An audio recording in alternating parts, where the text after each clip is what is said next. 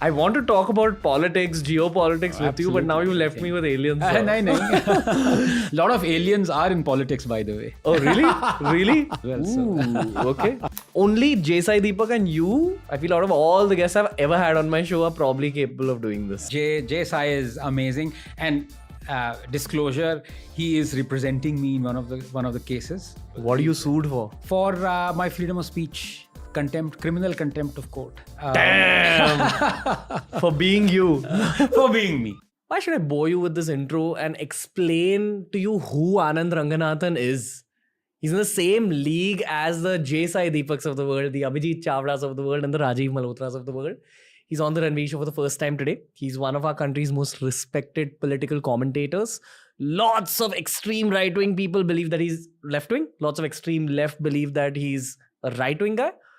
But honestly speaking, after interacting with him on the podcast, I know that he's one of the most centrist-y people that I've come across. I'm not going to say too much more. Enjoy this centrist style conversation of TRS. I've never been someone who's been into political conversations until this phase of my life, when I've realized there's a way to make these fun with humor, with simplicity, and with ease. It's Anand Ranganathan with a blockbuster episode of TRS. Here we go, baby.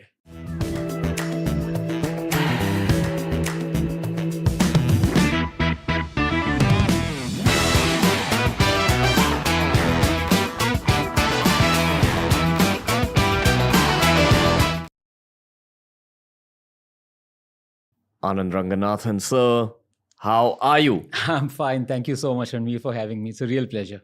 Welcome to TRS. I also welcome the little cult you've built on the internet to TRS.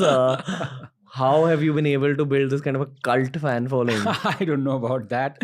I just enjoy what I do, and I think that's perhaps that's the secret, and that's the secret that you are in the know of as well. So you have probably 100 times a bigger cult following than anybody else. No, my cult will meet your cult today over this conversation. The clash of the cults. Oh, I don't know if it's a clash as much as it is Not at all. Yeah. a new age Genghis Khan kind of thing. What was that lovely, one of the greatest episodes in the Game of Thrones? The Battle of the Bastards. Oh. No, not that there is to be insinuation. You're calling me a bastard. No. I welcome this, maybe like a long lost brother of yours, Jay Sai Deepak, was on the show. Yes, I know. I saw that wonderful episode. Yeah. And he's a bro off camera. Oh, okay, yes. in terms of his energy is very brotherly. Yes. He has a sense of humor. Yeah. It's just that on camera he turns into a bit of a demonic version of himself, which I love. I think he's able to build his cult out of that. So baton I called him dude, I called him bro. Yes. And people are just pissed off that I humanize guys like y'all. Because y'all are like demigods for your cults. Not at all. But I think it's a well-earned title, which is why I will talk to you as a brother as well. Bilkul. If you don't mind. Absolutely. As my elder brother, absolutely. Fine. Yeah. Don't mind the inappropriate humor. Don't mind the sharp questioning either. So let's begin with what's up in life? What's up in life? Life's good. I'm enjoying whatever I want to do. And I think that's what I love doing. That's what I think should be done. Before every podcast, I do a little bit of research. I go around asking people, about, I'm getting this person tomorrow. What do you think? There was a lot of, oh my God, when I took your name. Why is that? Why is that so? Was that, oh my God, as in don't do that? Or No, it's like a wow. Oh, I see. It's like such a reputed man on your show. Like, kya baat kar? So, Baskar pagle rulayega kya? how would you introduce yourself to a 10-year-old in Britain? Comes up to you and says, good sir, what do you do? How would you describe your job profile? So you want me to do the Julia Roberts thing? I'm just a simple guy. It's a Notting Hill reference? Yes. Wow. No, I mean, I'm just, I'm a simple, fun-loving guy who really loves whatever he wants to dabble in. And I would like to see myself as a jack of all trades and master of none. Okay. Because my bread and butter is, of course, science. And if there's one thing I've learned being a scientist, it is that you can never be an expert in any domain of science. You can at best be a student. And I think that's science gives you a lesson in humility, and I think that's the biggest lesson. And if I can, this is a free-flowing conversation, Sure. right? So I can Go wherever you wish. connect neurons as and when Wherever. I please. Yeah. So, and the biggest example of that, Ranveer, is that 120 years ago, when during the time of Darwin and Wallace and other people, when people started thinking about biology and evolution, they would draw what is called the tree of life, which is all the organisms that they know of, the species and genus and everything, and they'll put where are they placed in a kind of a metaphorical tree. So you would have bacteria, you would have fungi, you would have apes, you would have tiger, other animals, and all those things. And if you look at the tree of life of the late 19th century, 1880, something like that, during the time of Darwin, you would see man is sitting on top of the tree of life. That is what the perception was, If you see the modern tree of life, man is barely hanging on to a branch, which is one of 6,000 branches, So, and that has happened without science dictating to you that, look, this is what you must believe in. No, science just puts things on the table. It's up to you to believe it or not. And the fact of the matter is, the single most biggest lesson that science has taught in the last, biology and for that matter, physics as well, is humility, that you are no one, nothing matters. And you thought you were sitting on the top of the tree, and now you're barely hanging on to a branch. And one other thing that I feel, which is really surprising, is that of all the attributes that we put to human imagination, that, oh, we can imagine great and we are amazing at imagining things. Why is it that all aliens have 2 ears and 2 eyes and 1 nose and 4 limbs? So, but that is so psychological, because we see everything else as emanating from the human thought, So we also believe aliens also would be like us, kind of very evolved. And so... Do you believe in aliens? I believe that they would definitely be there somewhere, because there is 100% a possibility of life outside of Earth, no doubt about it. Mathematically speaking. Mathematically speaking, and the fact that now we know so much more as to how life originated on Earth. And that whole process has been nearly replicated in the laboratory.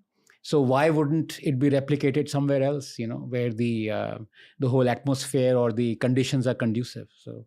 Okay, I love that we brought up aliens so early in this conversation. That's a meme related to the show. Oh, really? The meme is, तेरा career गया भाड़ में, पहले ये बता aliens होते हैं कि नहीं? Alien भाऊ, Yeti भैया, and भूत दीदी. So those are the 3 memes associated with the show. All right. I want to talk about politics, geopolitics with you, but now you left me with aliens. A lot of aliens are in politics, by the way. Oh, really? Really? Well, Ooh, okay. What pisses you off the most about modern day India? About modern day India? That's such a complicated question. I think more than the opportunities, it is the missed opportunities, And I think that is what pisses me off. That we can do things. We are in a position to do things. We are in a position to do things right, do the right things, and yet we don't. Through political expediency or, some other things, corruption and things of that sort. But at the same time, the glass is always, as they say, you can either see it as half empty and half full. It's always easier to see it as half full, That is what politicians always see it as half full, because that is what they want to project. You've never heard a politician who's fighting for re-election saying, oh, things are so awful, things are so bad. You always see the opposition doing that, right? Opposition points out the mistakes. And the people who are in government, they point out what good they have done. But just imagine if they were to do the other way around, I think that would be a much more fruitful conversation. I would like the opposition to sometimes acknowledge the government has done good things. I mean, of course, you see around them, you see great things have happened. And I would like the government to acknowledge the horrible things or the mistakes that have happened. It's always so depending upon the government or the opposition, they look at the glass which is half full or half empty. Very interesting perspective. That will never happen. that will never happen. In the last 10 years, I have never seen the opposition commending Modi on anything, which is very strange.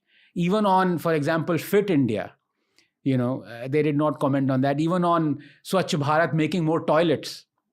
In fact, some of them went on to say that toilets should not be made because they're taking away the bonding time of females when they used to go to the fields at 6 o'clock in the morning. So, but that's the story with when BJP was in opposition. UPA did a lot of good things in their 10 years. And I never saw BJP perhaps once or twice commend the UPA. But other than that, never.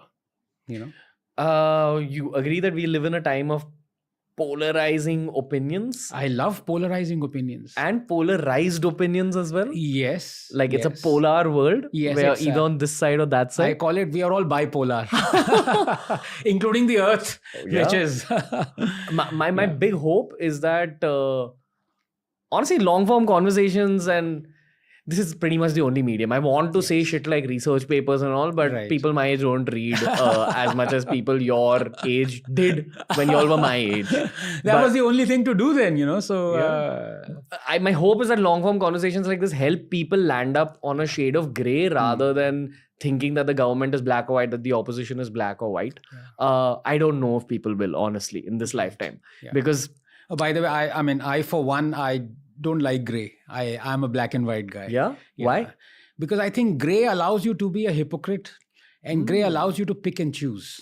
I think you're already being grey a little bit, honestly, by just acknowledging that the UPA did something positive and that the Modi government has its own negatives. And then you highlighted the positives on this side and the negatives on that side as well. That's grey by itself. But so I'm curious to know why you say that you're not grey. So, for example, let us take some historical figures. Sure. So some people say, oh, Tipu was fantastic because he gave some money to a mutt for the temple to be rebuilt. So at the same time, they do not say how barbaric Tipu was when, he went along demolishing, some say 800 temples, and he killed and converted so many Hindus and Christians. And if you read his manifesto, he says, conversion of Hindus and death to the infidels is our sacred duty and all that. But so you see one person saying, oh, let's ignore all that because he gave money to the mutt. I think that's grey. You are picking and choosing a characteristic. For example, what if tomorrow I say, look, that's a wonderful watercolor by Hitler. Wasn't he a fantastic painter? Or I say, look, Mao did pretty, quite a lot of good things. Plus, he was a good poet as well. Ignoring the fact that he killed 63 million of his own people, and he's on the currency mark. Same with Churchill. Churchill won us the war. At the same time, do you ignore the fact that he's directly responsible for the murder of 4 million Bengalis, Indians in the Bengal famine? Or, he was the first one to deploy phosgene gas and out and out racist, imperialist. So grey allows you to, hop on, play like, used to play statue, hopscotch. So, आज आप इस circle में, square में हैं, कल आप उस square में हैं. And politicians love the grey. आप कोई भी example, and no one is immune to it. You look at, for example, a government that believes in capitalism. Suddenly elections come and they will start doing, Modi Sarkar is actually, it's a communist in terms of, economy and thinking of, finance and all. It is a left-wing Sarkar. Really? Yeah, just day before yesterday, they gave 90,000 crores to BSNL. That should not exist because, it was Narendra Modi, and that's one of the things that endeared me to him in 2013. He said a government has no business to be in business. He said it. He said it in 2013, 2015, 2018, and 2022. Government, and in the last 9 years, all this government has done is to be in the business of running businesses, other than Air India, But you can see, government, he's absolutely right. He was right. Government cannot run businesses. Okay. Cannot, because it is based on competition, You will not be able to, for example, survive in a government system. If, for example, there was a podcast which is, Doordarshan, let's take Doordarshan. Do you think Doordarshan would be able to compete with private channels if it was not, given so much of funding by the government? So it's like that. But that's gray, right? Because Modi is saying one thing, that government should not do businesses, and at the same time, his government is doing businesses. What's the intention with doing business for the government? Is it to fund political campaigns? Is it to make the government richer by itself?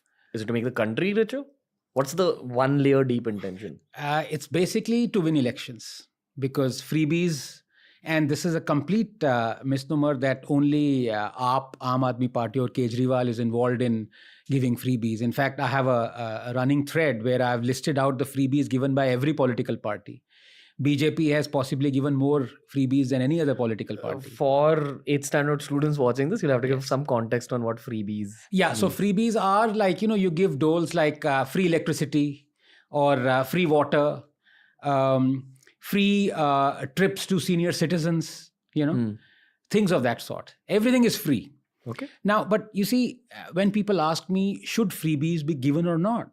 Now, that's a difficult question, because a country like India, a government needs to be a welfare state. Otherwise, people will die by their millions. For example, in COVID, the government needed to give 80 crore people 2 meals a day, which it has been, and it has continued that.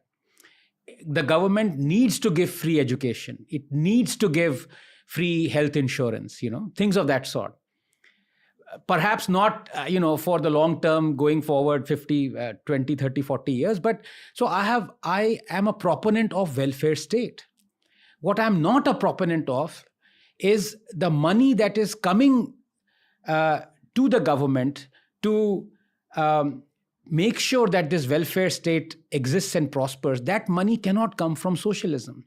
That money has to be generated through capitalism.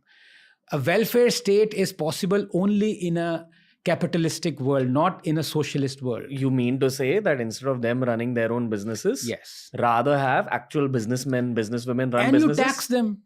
Tax them, and you get like what America does, for example, if we had huge conglomerates like what America does, and we tax them nominally, not like, basically squeeze the life out of them, which is what India does. Because you need money to run things. You just can't keep on printing money like America does. America is in debt of what, $25, $30 trillion, if I'm not mistaken. In fact, just a week ago, they were about to go into so-called quote unquote bankruptcy or something, but it's always saved at the last moment. India will not be saved if we reach that situation. Bangladesh is currently in that situation. Pakistan has been for so long. Sri Lanka was.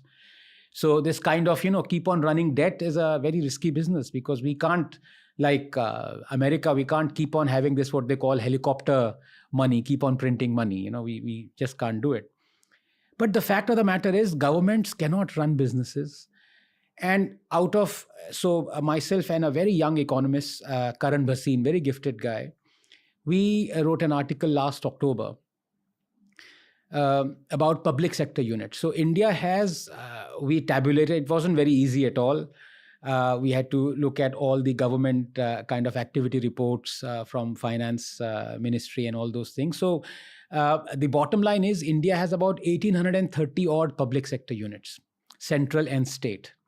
About 400 of them are non-functional, but still government is paying money. You're talking at a very high level here. This is a podcast for like college students. Okay. So public sector units are like public sector banks, like State Bank of India. Navratnas are an example. ONGC so all they would know. I mean, let's dial back slightly. Sure, just course. to kind of conclude what you said. Okay? Right. So you're saying that government should not run businesses. But what specifically within that pisses you off? Their lack of ability to run businesses? Unable to sack people who are, not contributing anything. Okay. Non-competitiveness. I gave the example of Doordarshan. If it is non-competitive, it is doing some things that don't sell.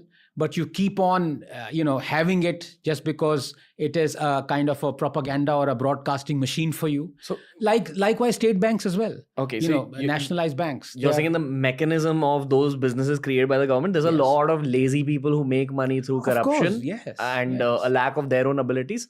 But they're like, oh no, we work with this particular government organization. And overall, that government organization doesn't perform as well as a private organization could in its place. Yes. And, basically, to give you an example, we used to have in our refrigerators and air conditioners chlorofluorocarbons, until it came out that they are very harmful because they deplete the ozone layer, and then CFCs were banned. As late as 2 years ago, the government was funding a PSU, public sector unit, that was its job supposedly was to make chlorofluorocarbons. Okay, they're outdated. That was banned in the late 80s.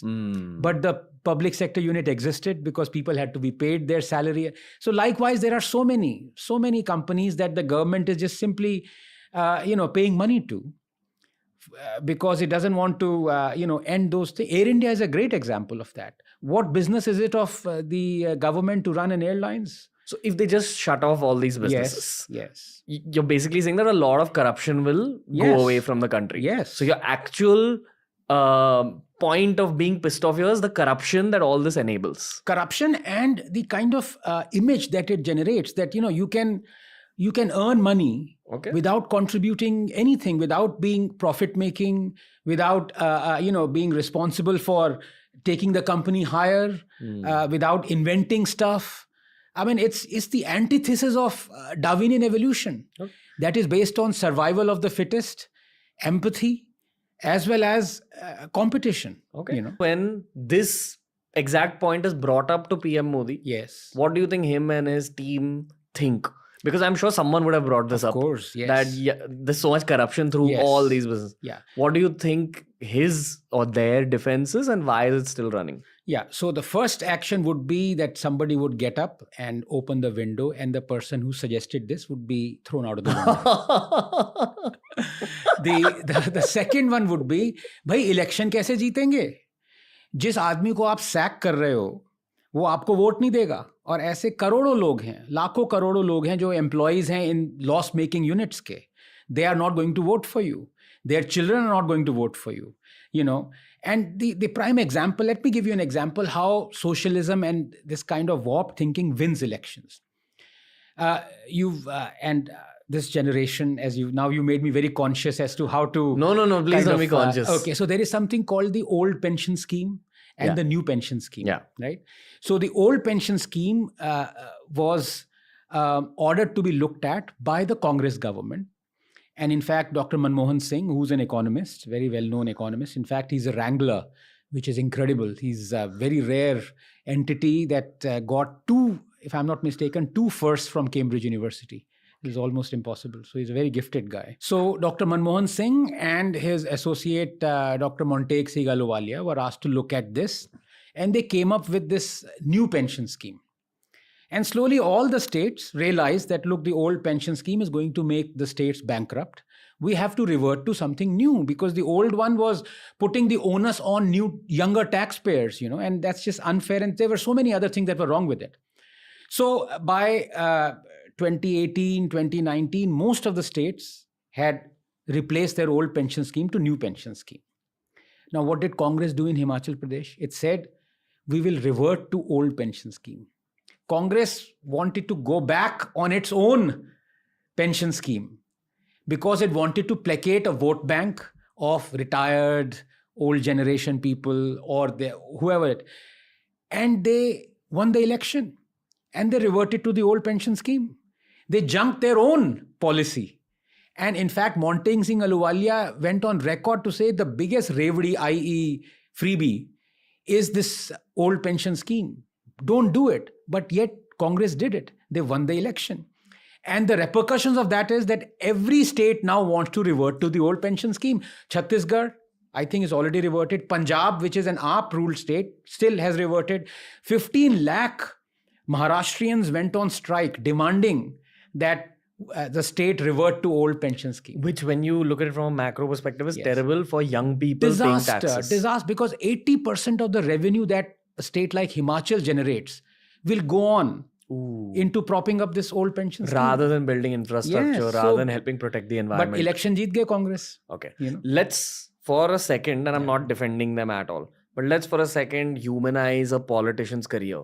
Both a BJP politician and an anti-BJP politician. A political career has two parts to it. One is win the election. Second is be in power and then govern policy, know how to run the country or the state, etc. Most people would be very concerned with this whole getting into power phase of their career. And that's what actually leads them to taking decisions like this, which may not benefit the country or the state in the long term, but will get them in power. Correct. Okay. Is this the dark truth about a political career? That sometimes you have to do what's wrong for the country in order to selfishly gain advantage yourself and then maybe correct it later? It's not, I won't even call it dark truth, Ranveer. It is the only truth. But if it's the only truth, it will never change. The electorate have to decide. I mean, you look at, for example, European countries. I know you can't extrapolate 1.4 billion people population of India to, let's say, UK or Nordic countries, you know, कि वहाँ पे election के मुद्दे क्या हैं, you know. If you do that, then you would realize the politicians would have to, for example, हमारे देश में tomorrow during elections, a politician says so many things. He is never held accountable. ये free, वो free. अभी कर्नाटका में आपने देखा, you know, इतना सारा वो चल रहा है. In UK, if you say it, the very next day, he is forced to explain where is the money going to come from. You say we'll do this free, we'll do this free. People just don't believe the politician. They say, well, where is the money? You're simply not going to do it. So you will go in debt and then, you know, it's basically that vicious cycle. But the fact of the matter is, the problem comes not in ideologically agnostic policies. For example, nobody will have a dispute as to we need to construct more toilets. I mean, पागल ही होगा जो कहेगा यार आप highways बना रहे हो गलत काम कर रहे हो, टॉयलेट बना रहे हो गलत काम, सिलेंडर दे रहे हो. यूपी ने भी किए थे, बीजेपी भी कर रही है. बीजेपी की pace is just incredible. So that's the only difference. It's not that you know, Congress didn't do it. Congress did it, but it's just I don't know. I mean, Nitin Gadkari is possibly an alien. You need to get him on your show. Yeah. He is doing things that are just unheard of. I mean, no politician can even dream of the kind of things. You know, he's made what we did in 70 years. The fellow has done it in like so many things in the last 10 years. It's just unbelievable. What would you have me ask him? Okay, that's... how has he survived as a politician without... you know, thinking about winning elections because let's be very honest, Congress did a lot for Karnataka. BJP has done even more in terms of infrastructure for Karnataka. I have the figures, I have this thing, and yet it lost the elections. So doing a lot does not translate into winning elections. Why? Because we are still a cylinder, pani, bijli, sadak population. As in, your vote will go in the direction of where you feel the amenities are coming from. Yes. And I don't begrudge that at all. यार मेरे पास अच्छा school नहीं है अपने बच्चों को भेजने के लिए, मेरे पास हेल्थ इंश्योरेंस नहीं है, मैं अभी भी खाना बनाता हूँ, मैं वो फूक के वो बनाता हूँ, ठीक है, which is a reason for you know, millions of deaths. Household pollution is, by the way, one of the biggest reason for infant mortality. People don't even know this. So Ujjwala के लिए जो मुझे वो सब देगा, मैं उसको इमीडिएटली वोट करूंगा, या जो कह रहा है मैंने आपके लिए ब्रिज बना दिया है, ये राजीव सेतु, और 25 साल तक आपका फायदा होगा इसमें. It's like a chalk and cheese thing. I won't even think, you know. So yes, all this infrastructure is great for the country for the medium term as well, because it generates employment, direct employment, because you are employing lakhs of people in making all that infrastructure. Plus, because of that infrastructure, you're creating so many jobs and so many. So it has to happen for our development. Problem वहाँ पे आती है जब leap frogging चाहिए होती है आपको. वहाँ पे I'll put it कि every government becomes anti-national. actually anti-national, because उनको दिखता है कि यार अब तुम 20 साल के आगे सोच रहे हो, मैं जीत जाऊं पहले इलेक्शंस, ये ट्रेजेडी है. Break down this thought of leapfrogging and anti-national. Okay, so for example, let's take the farm bills. Okay, the farm reforms. You'll have to give context on all these things. Yeah, of course. Don't assume that anyone knows anything. No, Okay. absolutely, absolutely. So basically, as everyone knows, 2 years ago, I think it was 2.5 years ago, Modi decided to bring in these 3 farm bills. The first one happened quite long ago, so let me see if I can recall what exactly these farm bills were. Sure. First one was that we will give the farmers a choice where they can sell their produce. So up till now, the farmers have to go to a government mandi, which is called APMCs, Agriculture Produce Marketing Committee. So government की अपनी मंडी बनाई हुई है, पूरा socialist system चल रहा है. वहाँ पे फार्मर आएगा, वहाँ पे अपना सामान बेचेगा. मोदी ने कहा कि you can actually sell your produce wherever you want to. The second was we will do away with something where the government could immediately come and say that, look, now we are going to, you are hoarding stuff. You cannot hoard stuff anymore. So this is an essential commodity. And that was devastating because, no go down maker would actually make go down. So what used to happen is a farmer produces something in the Western countries, you can store it up to 6 months a year. Right? And then enter the next agricultural produce cycle. And then so for 6 months to a year, you don't have to worry about the perishability or perishing of your produce. It's in go down. यहाँ पे क्या होता था कि आप, here what would happen is you make a go down, the farmer stores it, and suddenly the government executes this Essential Commodities Act, and let alone say that you can't hoard, quote unquote, hoard is a very negative connotation. You can't store stuff in go downs. People would be arrested. So no businesses would enter making these state-of-the-art go-downs. So farmers were forced to sell immediately whatever they produced, And the third was to bring in contract farming, which is that if a business organization like the Adani or the Ambanis want that the farmer to produce this crop, cash crop instead of wheat or rice or something, they, you contact a farmer and enter into a contract, and the farmer grows that for them. These were the 3 things. This would have catapulted India into a middle income economy. By that I mean $15,000 per capita GDP. Right now ours is $2,000 GDP per capita within a span of a decade or perhaps more. And the tragedy was that each of these 3 reforms were in the manifestos of all opposition parties. More draconian. These 3 were not only in the manifesto of the Congress party. The Congress party said, we will do away with APMC.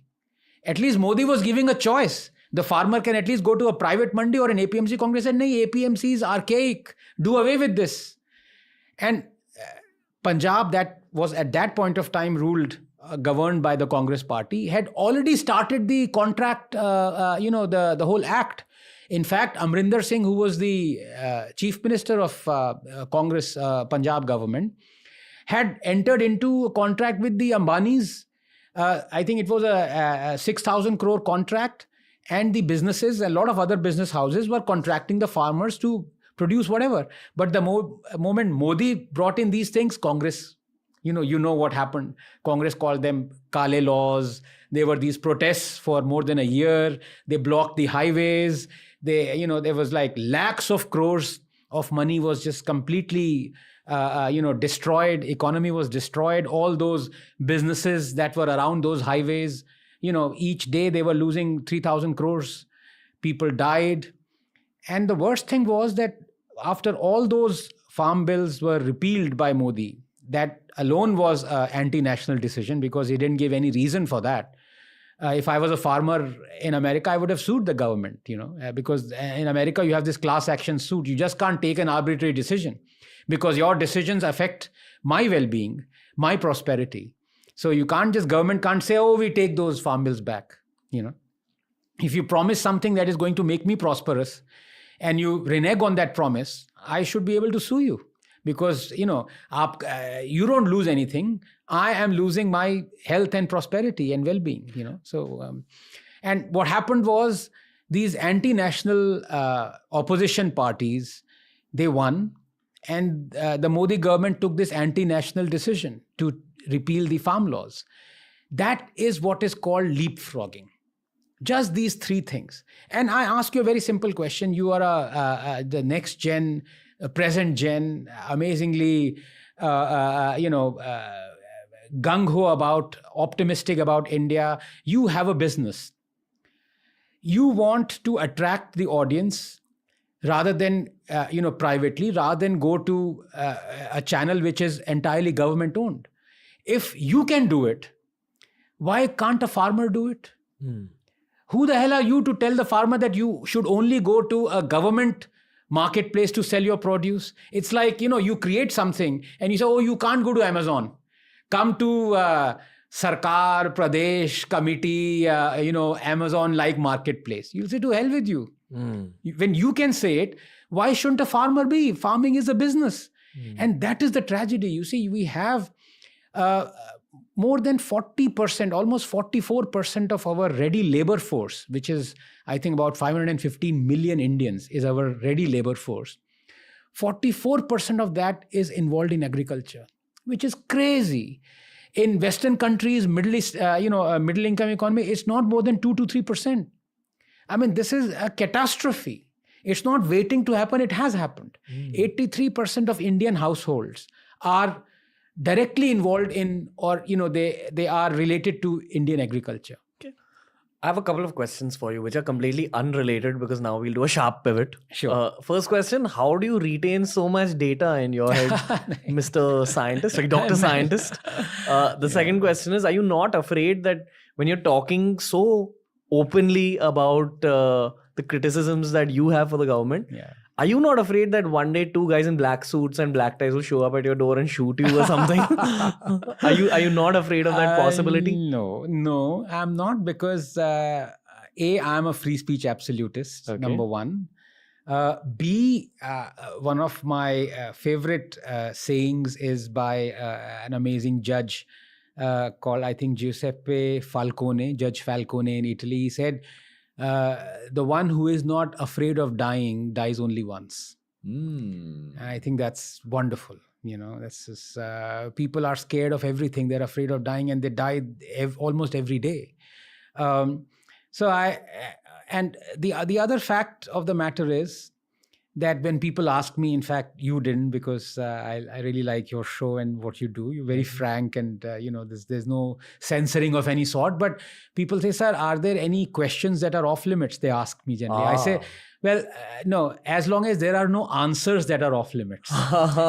So they are more worried about the answers that I may give than the questions that I may receive. And why shouldn't I be able to take any question? I mean, it's a challenge for me, and I would defeat myself. I'll fall in my own eyes if I wouldn't want to answer any question. But having said that, I've said this before. People call me only once. एक बार बुलाते हैं, उसके बाद दोबारा नहीं. They don't call me again. So I think to give you a couple of examples, I think that from the top of my head, a very dear friend. He was an Rajya Sabha MP, no less. So he invited me for a one-day conference on dynasty being the scourge of Indian politics.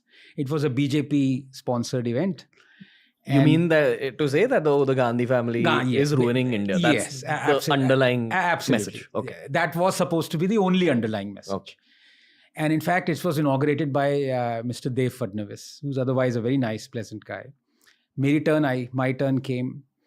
So I took the first 5 minutes to narrate the names of 94 BJP MPs and MLAs who are dynas.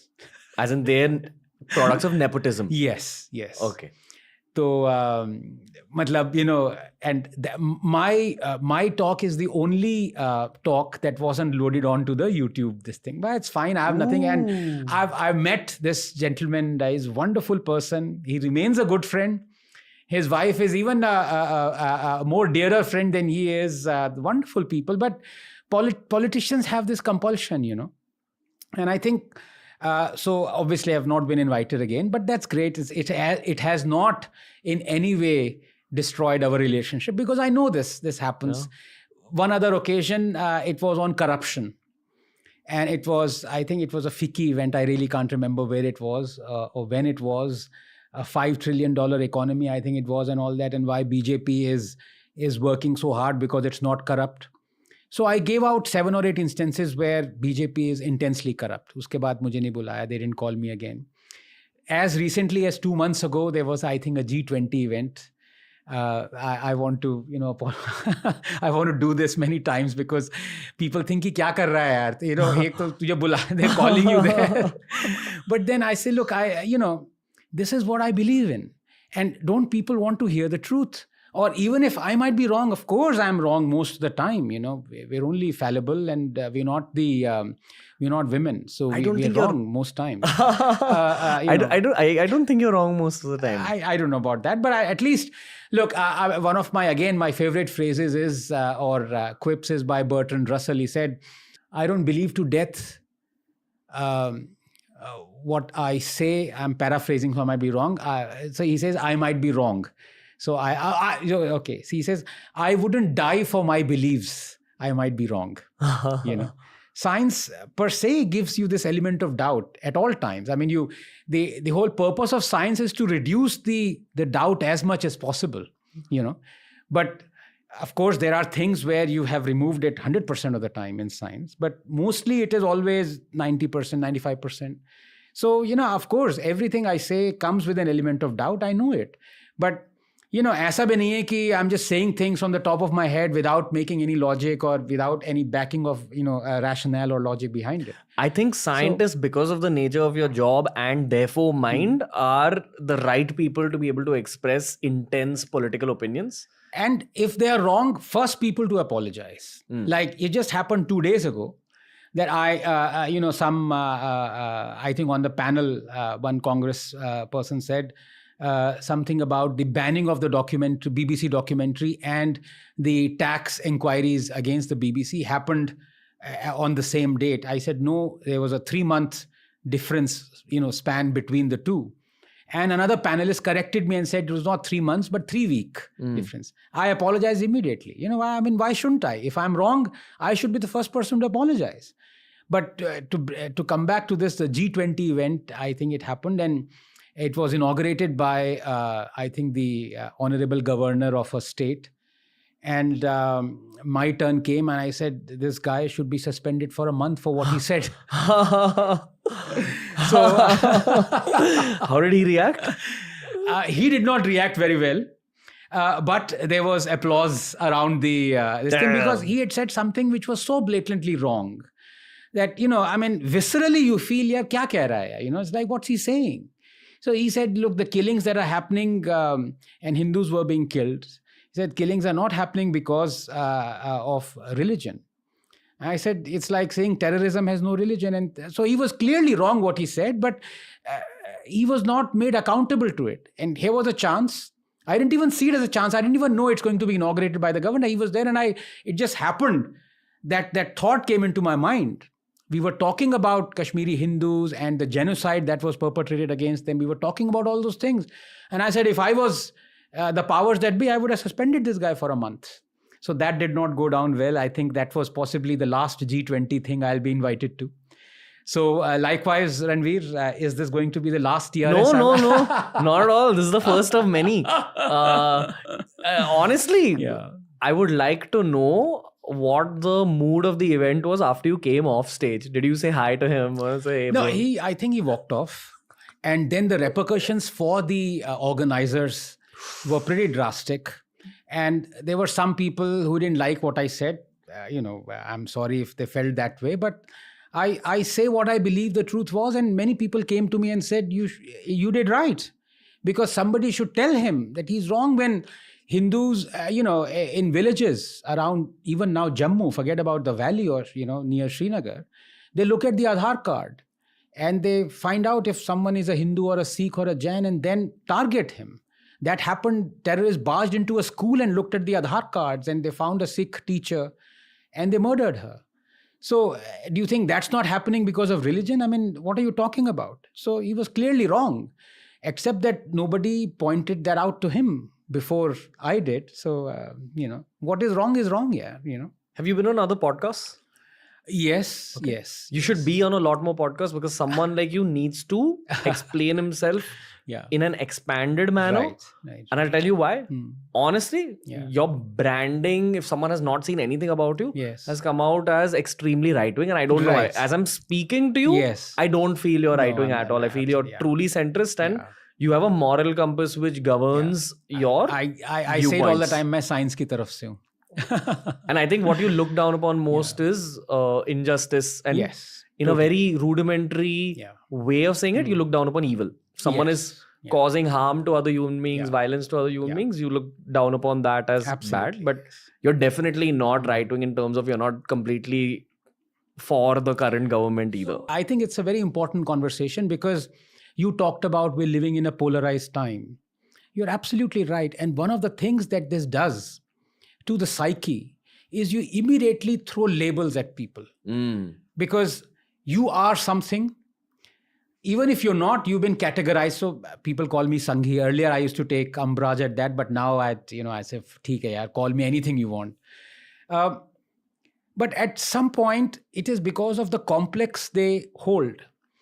They are something, and it's like that complex where if you have been categorized and you might even be that, you want to label the other person as that because then it becomes easier to battle. And this comes out clearly in why atheists are hated so much, because it is easier for a believer to converse with a believer than for a believer to converse with an atheist. When you lose a debate, you make the debate personal.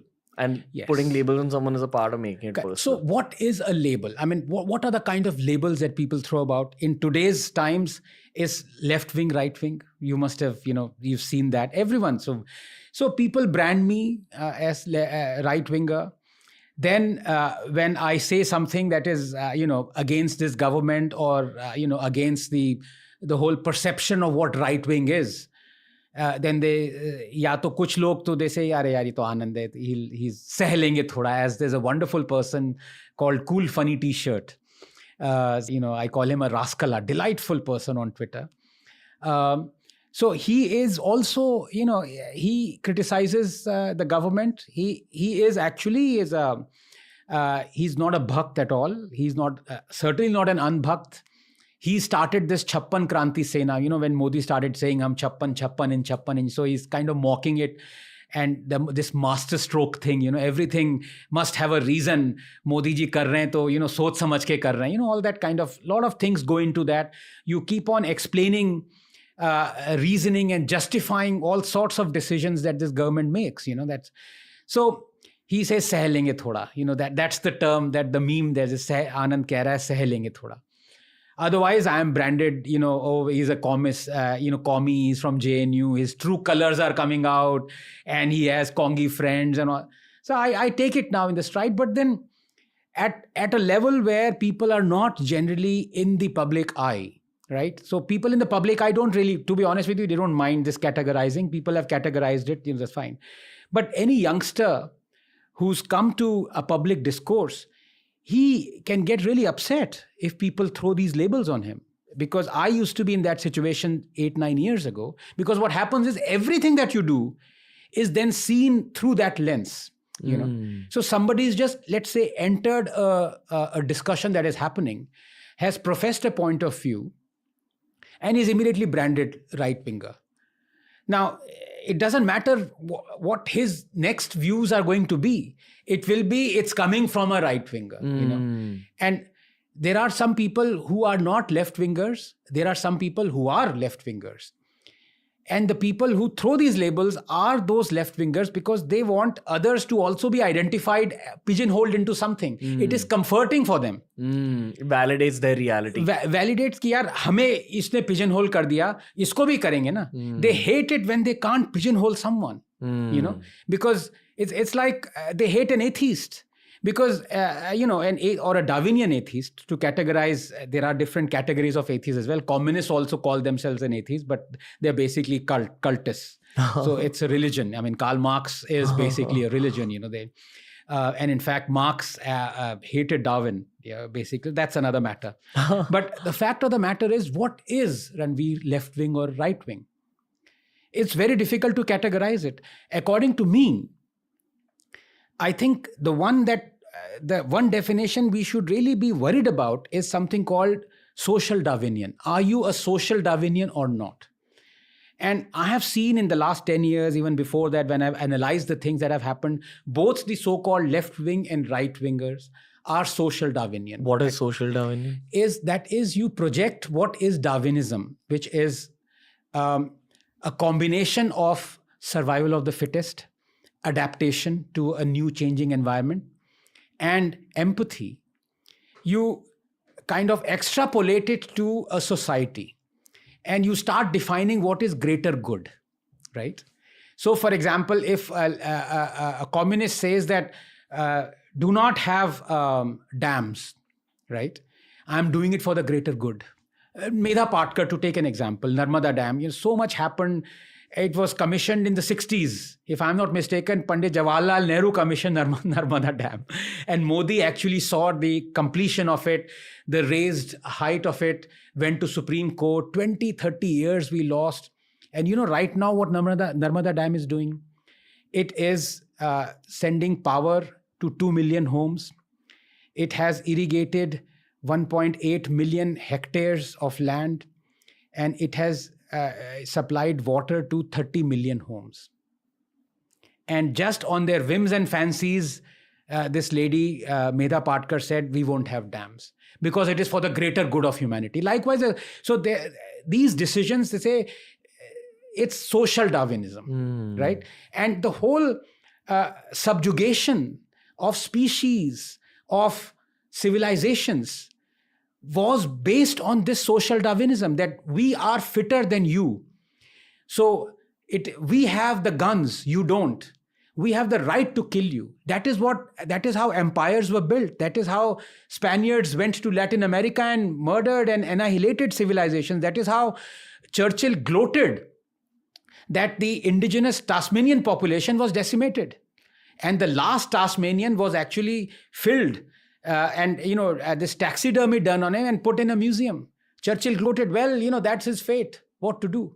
That is social Darwinism.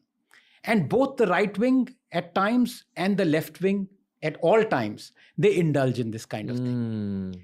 That is more harmful than right wing or left wing, because to be honest, the left or communism is against the spirit of Darwinian evolution, except one small subset, which is called quorum sensing, Okay. But the right it actually should follow Darwinian evolution.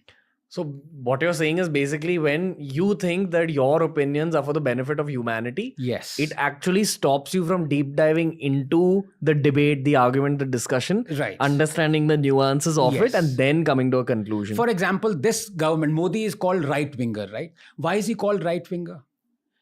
I mean, can you give me 3 examples of his right-winger? His economic outlook is totally left-wing. State control, even more state control, laws, very little reforms of regulation. Whatever reforms he wanted, he has gone back on it, reneged because of opposition pressure or whatever it may be. So this economically, this is a left-wing government. I'll tell you why he's called right-winger, because Hindu hai isliye. Yeah, and we, at least urban Indians, reference what's happening in America. Right. And there the right wing is primarily Christian, I believe. Yes. So the kind of parallel in India would be all the Hindus. For example, an urban Hindu upper middle class man would be like the white boy of India. Yes. It's the same logic. Bilkul. And if you look at, like many people say, अरे भाई ये right winger है, left winger है, क्या है इसको सब? मैं science की तरफ से हूँ. Whenever in doubt, just follow this. You might not be right all the time. I mean, science hasn't given you all the answers, but the only quote unquote ideology or belief that has given you maximum answers, reproducible answers, is science. What you're trying to say is you're a fan of facts and you're a fan of the good of humanity. Are you a social Darwinian? No, I'm so kidding. I'm completely against social Darwinism. Okay. I'm completely against social Darwinism. I'm a Darwinian through and through. Okay. That is the thing. All right. Let's have a low level discussion now. No. After this extremely deep, thought-provoking discussion. So just to add to that, Sure. Ranveer, so in the UK, you have conservatives, right? Mm. Now, I'm against conservatism because science doesn't believe in conserving things. You are constantly mutating. You are adapting.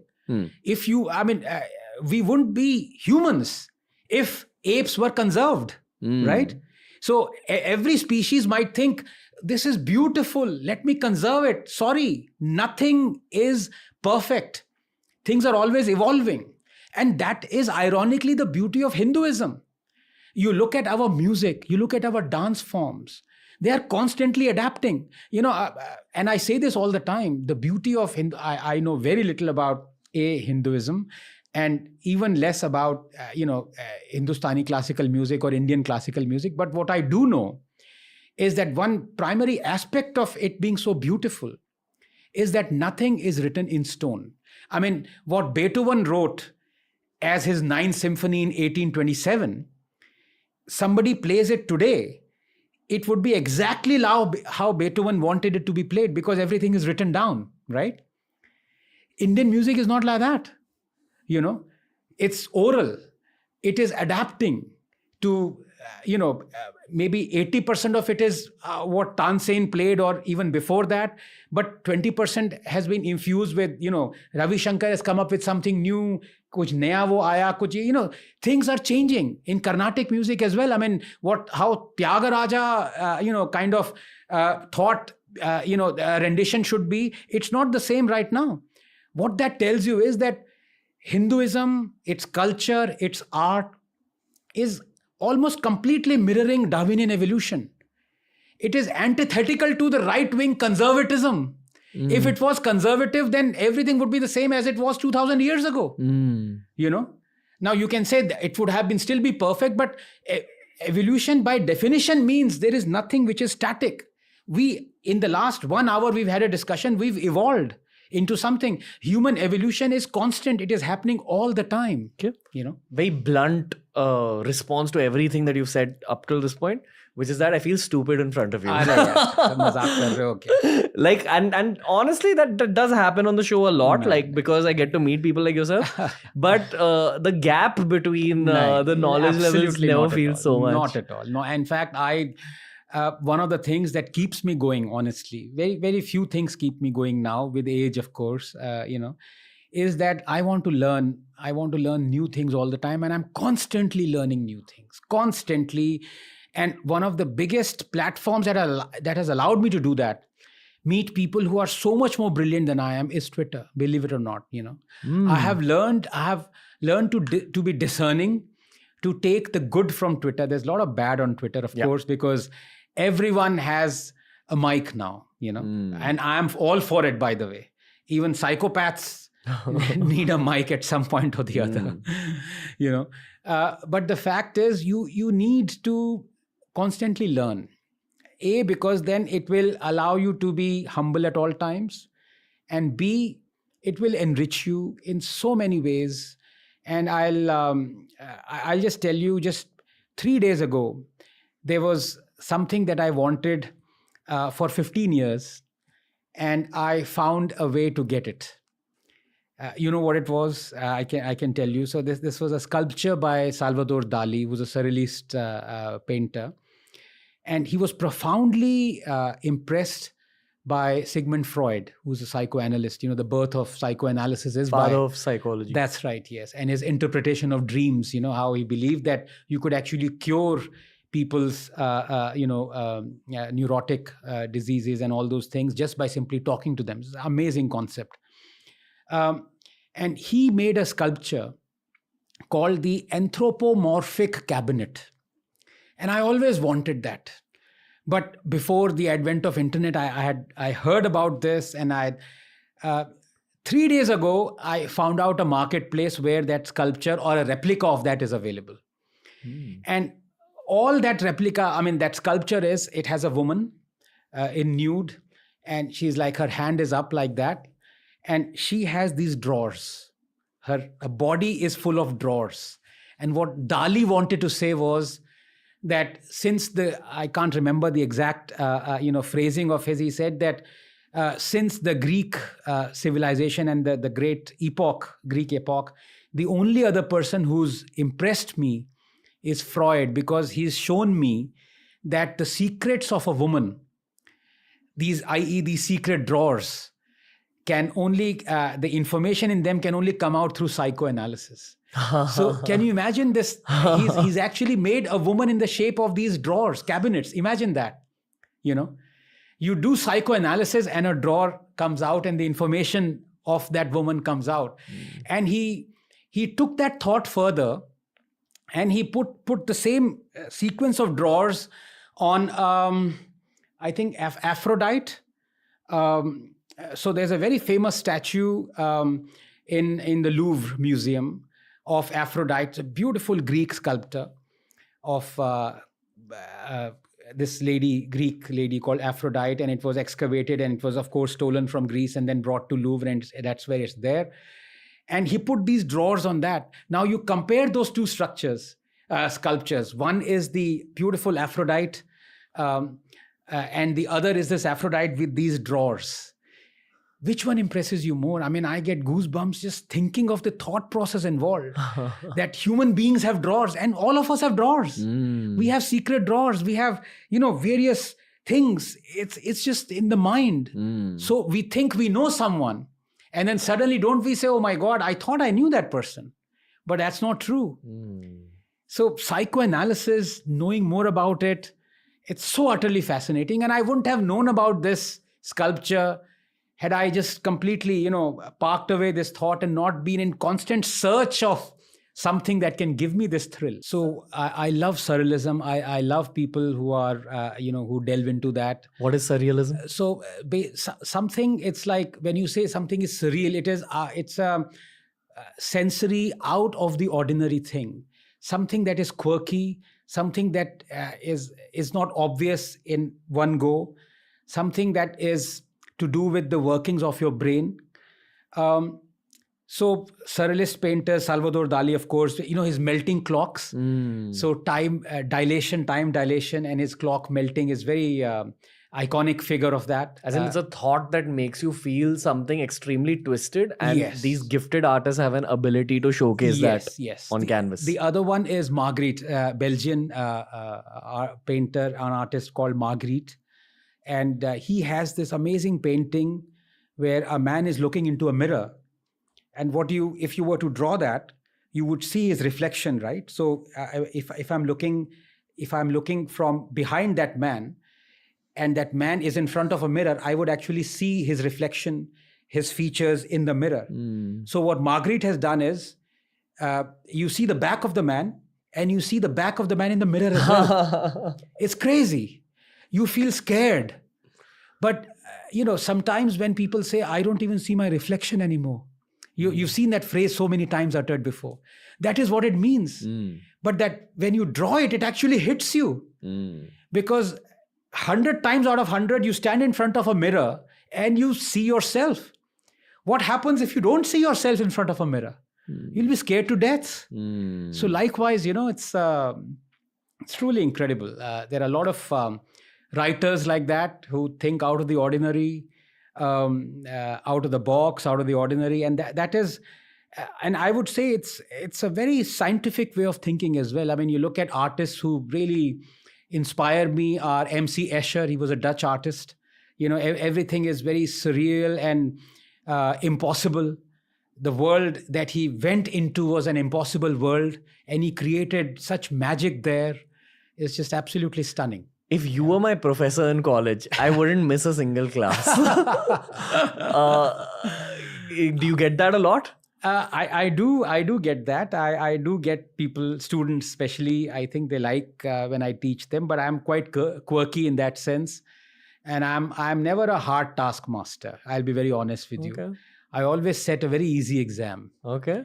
Because my thinking was I had to go through really tough exams. I used to every time feel, shit, yaar, I'm sick of this. I don't want exams. I hate my teachers and all that stuff. Some of them, not all of them. So I said, if I am ever in a situation where I have to set exams, I promise I'll pass everyone. Don't tell it to just set it. No, but I think life is tough as it is. Why make it tougher? That's the thing. What narrative would you like to relay to the public about JNU? About JNU? There's this, again, very twisted, polarized opinions when it comes to JNU. It is very polarized. It's very unfortunate because JNU is not what a lot of people perceive JNU to be. Which is what? JNU is more often than not, I say, look, there are bad things in JNU, no doubt about it. Ideologically, it is still entrenched in the communist way of thinking, which I think is wrong. There's a lot of cancel culture that has come in. Again, it is very wrong. So there are things that are wrong. But I have interacted with a lot of people who are in the public eye in JNU, and they're immediately branded as the left-winging, bloody commie, India, anti-national, this and that. And trust me, they're quite nice to talk to. In person, they are. They are. I think one lady comes to mind. I won't name her. I think she was part of JNUSU student, whatever. Extremely affable to talk to. But as with all things political, they have to have what the wonderful British phrase is, keeping up appearances. So they have to appear to be like that. I'm sure if I were to talk to, wasn't there this photo of Modi cracking a joke with Sitaram Yechuri? And right-wingers didn't like it because साले Twitter पे हम लड़ रहे हैं तुम्हारे लिए और वहाँ पे तुम joke crack कर.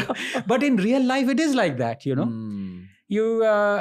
And I hope it is always like that. Because I don't want people to agree with me all the time. I want challenges. I want people to tell me I'm wrong, and I want to learn those things. Likewise, the other side as well.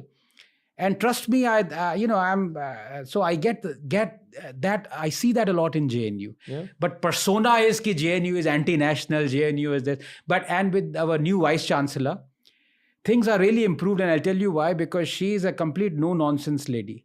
And it helps that she has been a product of JNU. So she interacts immediately. She says what she has to say, and she does things. She's like a doer. So I think it's a good place. JNU is a good place. What's the beauty of JNU that only JNU alumni know? I think one thing that JNU has to learn, first of all, is to actually kind of interact more with its alumni to get more fun. I mean, you look at a place like Harvard, for example. The alumni donations that Harvard gets every year is more than the R&D budget of India. And here JNU doesn't, I think it's only recently, maybe 6 months ago, that it held its major alumni meet. Every college or university, I think IITs have started doing that. Some of the alumni are filthy rich, and I don't mean that in a denigrating way. They are billionaires. They are in high prominent positions. And they should help out their, juniors. Yes, it's so some of the infrastructure in JNU needs to be, upgraded. Needs a new department should come up. There is a new Tamil Center for Learning coming up in JNU, and I was very happy that somebody was telling me a few statues are going to be donated by the Tamil Nadu government, which is great. It's a non-right-wing government, but so what? I think when you think of something that is going to help the country, do not think of parties at all. And I think this is it's not an advice that I give to anyone. I'm no one to give advice, but I think people must realize this: that every political party at some point or the other has dabbled in things that are quote unquote anti-national. So no one is, as the biblical saying goes, he who has not sinned, throw the first stone. I hope you're enjoying this discussion. What do you think? I am immensely enjoying it. I'm a sponge right now. Like, I'm just absorbing all of this. So am I. You are changing my perspectives, which is the best kind of podcast. And I think that's the case with the listeners as well. Except for the left-wingers who've not clicked on it because of your name. Who've missed out on this kind of schooling. My hesitation with podcasting is that I wanted to reach out to so many more Indians. Right. Yeah. 3 million views is a hit podcast, but what is 3 million in front of 1.5 billion, man? Yeah. So, I don't know. That's where I'm at. Yeah. How are you liking this? Immensely. Why? Because I think I can see the sincerity where views are being exchanged. All one requires and ever is a platform. And that is why, when Twitter started this whole thing of banning people and suspending them and all, and again I said, look, all you require is a platform. What is a platform? Platform is where trains come and go. Should the platform decide that, oh, I will only allow Howrah Express and not Rajdhani Express? Would that be a platform anymore? No. Any train should be able to come and go on the platform. So if you have a platform where there is free exchange of views, people can be wrong, people can fight, people can whatever, but there should be no malice towards any point of view. Yeah, I also think that when you do long form conversations like this, the audience is able to read between the lines quite literally in terms of where does the guest actually hesitate. Right. What is truly in the guest's heart. Yes. I have utmost respect for people like you who have studied as much as you have and who have thought as much as you have and you have lived as much as you have. Okay. But I'll just give you my generation's perspective. And of course, I'm not generalizing here. There are exceptions in my generation as well. Most of my generation is only on digital.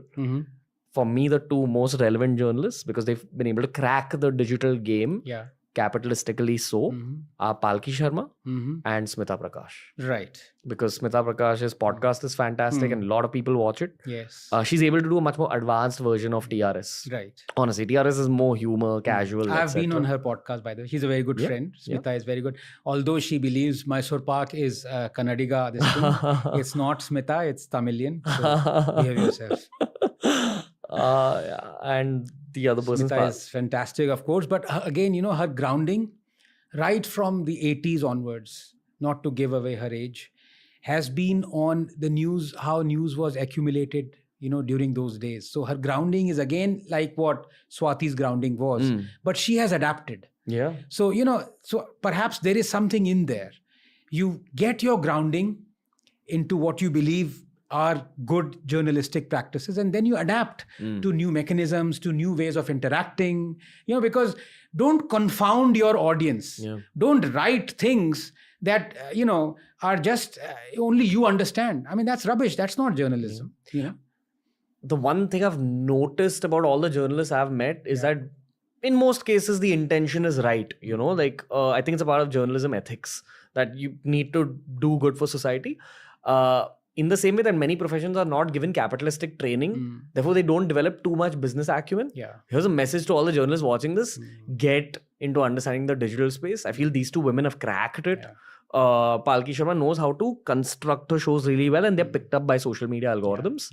And honestly, there's a lot more money when you understand how the digital world works. My only thing that if I can interrupt you, say, I think one other thing that the audience now would start demanding, because audience is always demanding, right? Anything that you believe, as I said, if you're a conservative, you may think you've really cracked the model, but there is nothing like perfect, fully evolved species. You have to constantly adapt because tastes are changing. So one of the things with the YouTube model, I think Palki's is, it is didactic in the sense that it's a monologue, right? Which is what Dhruv Rathi also does. A lot of people do it. The problem with that is that people will, start saying that it's a bit like, a politician. You want to say something, nobody is allowed to disagree with you, right? So this kind of interactive thing where you bring in is much more preferable. So that is why I think Smita's, over time, people would simply get bored with the monologue. Because monologue would be a mechanism to gain information. But aajkal ki audience, they just don't want information. If they want information, they Google stuff. They want realness. They want interactiveness. They want the truth. They want the fight. They want, they want the aag ka darya. They want their ideas to be churned out through the thick and thin, through the rigmarole of, fights and disagreements and debates and discussions. I can give a 10-minute and people ask me, why don't you have a YouTube channel?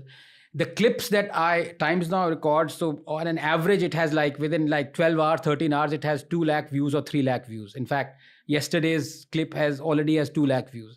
Why don't you? I said, no, because that would be, it's like me telling you what I believe in. I want to sit in a place where there are people who are throwing disagreements at me. Yeah. I'm sorry I didn't disagree with you. No, what I meant was that, at any point of time, you would say things and I would learn from it. It would be disagreement is at it had many levels, right? By disagreement also it is nuances of evolving thought process. That's also born out of disagreement. So the model I would say is almost perfect, is that 2 people sitting and discussing something. And it may be they might agree with things. And I always say this, I don't know why people do this. They in a debate, they always bring in someone from the left, someone from the right.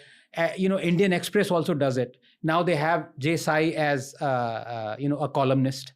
And the thing is, they'll say, oh, well, now people would read. I said, no, it is great you have Jay Sai, but you are having 9 other crappy idiots as columnists as well. You are balancing something. That is what I call classic monkey balancing, as the phrase goes, invented by media crooks. The great guy who's a pioneer of this whole news dissemination. That is balancing. And that is disingenuous, and that is actually almost an insult to Jay Sai and other rational, logical writers, that you have clubbed, rank idiots as writers as well. And I think that's wrong. That model will not work. You don't need pigeonholed people to come to your debate and discussion. Yeah, कि 2 right-wingers आ गए, 2 communist आ गया. You bring in rational, logical people, and believe me, they will disagree with BJP and the government more than the left-wingers in this thing. It's a fact. Yeah. The other angle is you need no time limits in order to actually bring out the nectar of a conversation. It's true. Like even with these, I know my first half an hour of every conversation is going to be pretty bland. Yeah. By the 45-minute mark, it gets a little warmed up. Yeah. Post 1 hour is my best conversation. Yes. And this is exactly why I don't bring on too many film industry folks on the show anymore. Right. It's like I have politicians who are willing to talk to me for 2 hours. And the film industry folks say, no, I got to get done 45 minutes because I have to go for that commitment. Okay. Don't come, bro. If I can recommend 2 from the filmdom, one, of course, is Raveena Tandon. Please bring her. The other is Jackie Shroff. Have you had Jackie Shroff? I would love to. Maushi ji. Sorry. I had to say that. I'm sorry, Mom. My mom is so proud of me for talking to you on my show. And I say Maushi ji in front of Anand Ranganathan. No, but I'll tell you something very similar happened to Peter Russell. You know Peter Russell, right? I know Russell Peters. No, I'm so sorry. Wait, of OPA. Russell Peters. You're talking about Russell Peters? Yes, I'm talking about Russell Peters. Okay. I don't know why. First time I'm thinking, why the hell isn't it Peter Russell? Because that's more of a first name, last name than Russell Peters anyway. The Maushi threw you off. So there he's cracking these jokes and non-veg jokes. And he does something with a mic, which is, is basically is using the mic as a phallus, right? And suddenly he realizes his mother is sitting in front of him. And he says, sorry, Mom. It's hilarious. And the camera shifts to the mother and the mother is doing this or whatever. Oh my God, it's crazy. But yeah, those things happen. Yeah, it's my mom's fault. She put me in engineering college. This is the result you get. But I just saw a couple of clips of Jackie 2 days ago. I'm blown away by the guy. Oh my God. He's telling once about his early life, how he used to live in a slum, in a small room, I think this size, 5 people, his 2 parents and his 2 brothers, so 5 of them or something. और वो इतनी अच्छी तरह से बात कर रहे थे. एक तो आवाज़ उसकी इतनी अच्छी है. I'm sorry for using a lot of Hindi here, but Jackie, Bhidu, Dada, all that stuff. And then he said something so profound, yaar, matlab rona aa gaya mujhe, honestly. So he said, when we were young, somebody would cough, we were sleeping together in this one room, and my mother would, shake me up and say, kya hua? Are you all right? And if my mother had cough and I would say, kya hua? What happened? Are you all right? And everyone would look after each other. And then I became rich and, I became successful. I bought this house. I bought this beautiful suite in the house for my mother. And I put my mother there, beautiful room and everything. And then one day she died of heart attack. And Amiri आई, उसके साथ दीवारें आ गई. I did not know my mother had had a heart attack in her room. Had I known, was sleeping next to her, she would have done something. I would have taken her to hospital. But, with wealth came these diwars. मैंने कहा यार रुला दिया यार Jackie. So please bring Jackie to your thing. He's an amazing guy. Amazing guy. Yeah. I love you, Jackie Dada. I love you too, sir. Sorry I referenced the meme. But, honestly, meme culture is how my generation... Of course. Yeah. I love memes more than anyone else. Oh, do you follow meme pages and all that? Not meme pages, but I mean, on Twitter... One gets to know the great memes, and there's some fantastic memes. Yeah. Did you see my nodding meme? I became a meme. Yes, I did. Yeah. I did. That was recorded 4 years ago. Someone picked up that clip, made it, and my social media numbers shot up. So I was like, okay, I've done almost 500 podcasts where I've grilled people, I've intensely dived in the conversation. And then I have people messaging me on my Instagram saying, hey, I discovered you from the meme. Discovered you from the meme page. It validated my... But one of the things that will bring a lot of... that is almost impossible to do in today's world, but it's a great challenge, is to kind of coax just yes and no answers from people. And I say that as a challenge because our instinct is to not, because our instinct is to say, well, it's not a yes and no answer. That's our instinct, right? Most times it is true, right? But the challenge is to be able to be so forthright to say things in yes and no. And you immediately know if the other person is frank or not through that. Immediately. So you ask a BJP politician, is Modi corrupt? What will he say? He'll say no. Is Rahul corrupt? He'll say yes. The truth is, you ask me, is Modi corrupt? I immediately say yes, he's corrupt. Then the other things follow. Why do you say he's corrupt? वो बाद में आएगा. So I'm saying next time, don't ask me yes or no question. I'm just saying, put your, guess on a spot by having, as kids, we used to play these 20 questions, and you would guess whatever the other person's, has thought of in 20 questions. That's a beautiful game. But this yes and no question is very nice. People have to take it in the spirit, of course, because everything is not yes and no. But if you can coax your guests to be in that spirit, then it'll be fantastic. Okay. Yeah. Does India have its own version of Area 51? Yes and no question. No. Do you don't? There is no Area 51 in the US also. Yeah. Why do you say that? Well, I mean, to be honest with you, it would have come out by now. Okay. If there was some truth to it. So you think it's like a conspiracy theory which is and survived. Also one fact that comes out that very few people answer is that why do 95% of alien spottings happen in America? Fair. क्यों भाई बाकी जगह सब लोग मर गए हैं क्या जो they can't spot aliens? And that is because of these there's a lovely ad, Volkswagen ad.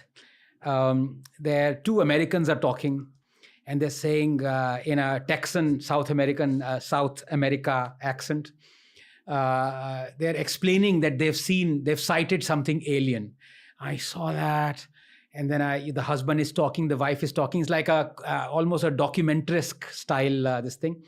And then the end, the husband says, yeah, and while the spaceship was fleeting away, it had some sign. It had VW. So, nice. These are kind of ads. Wonderful. Yeah. When ads come up in conversation like this, you've hit the mark in terms of marketing. Now, because you told me about yes and no questions, I only feel like asking you these. Ask yes or no questions. Only Jay Sai Deepak and you, I feel out of all the guests I've ever had on my show, are probably capable of doing this. I don't know about Jay Sai is amazing. And disclosure, he is representing me in one of the cases.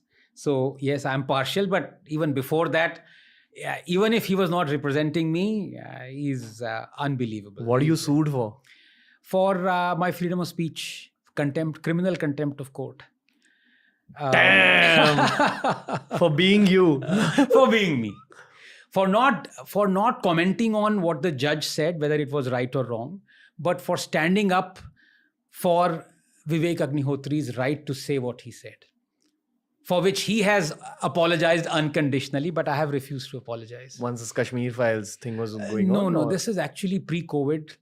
There was something to do with a kind of an urban Naxal. Actually, that fellow is an urban Naxal.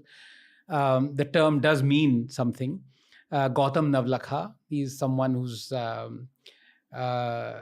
who was arrested under UAPA or some other charge, and he was given bail.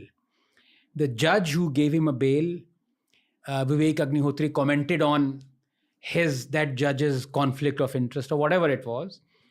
And the judge slapped a criminal contempt on Vivek Agnihotri. And I said, I stand with Vivek's right to say what he wants to say. It was like, for example, my saying that I am for the right for the protesters to march. I am not commenting on whether what they're marching for or against is good or bad, but they have a right to march. It's like a newspaper.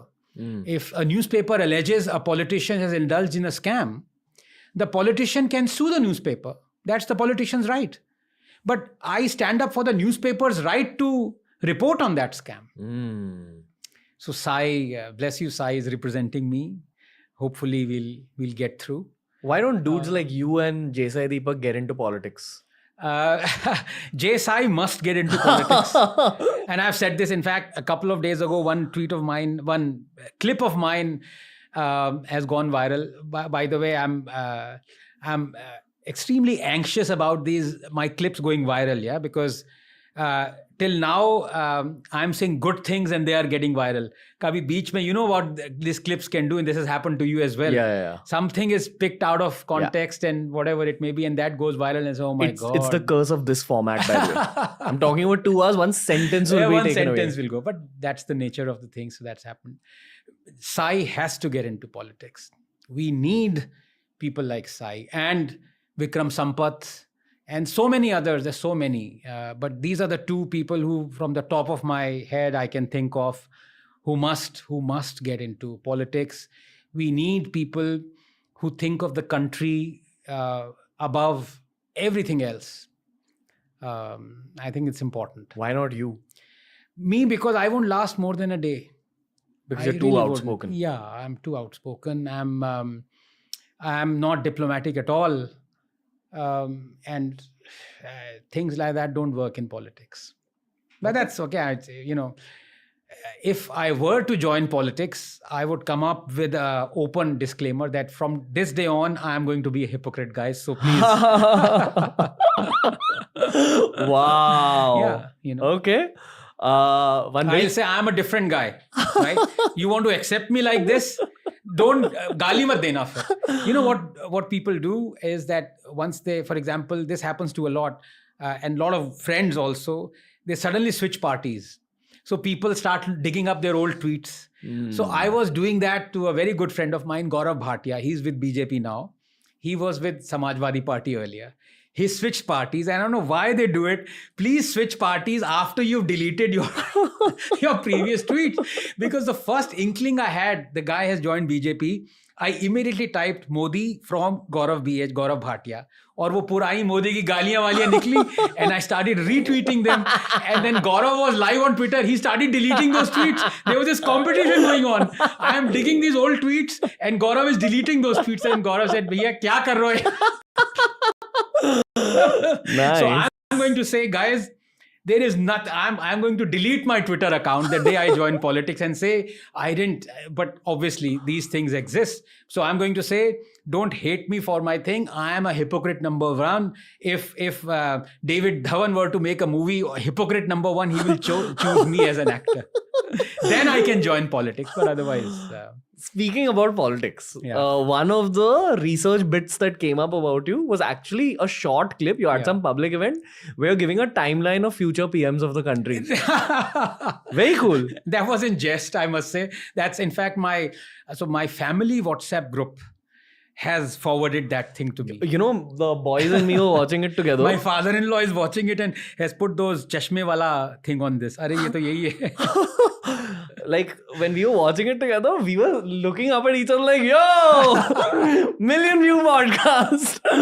That's what has come up. But were you serious about that timeline? Like, that's your conjecture? Let's put it this way. Modi should make space after 2 years. Hold on. Why don't you give context of the people who've not Right. seen the clip? Yeah, so I was in this conversation with Sai on the panel, and it was light-hearted. Somebody asked a question. I can't even remember that. What's the timeline or what's going to happen? So Probably me prepping for this podcast, but go on. So I gave a timeline from the top of my head, very light-hearted, about the next prime ministers till 2050. And so it started with Modi, that he will win 2024, and then he will retire in 2026.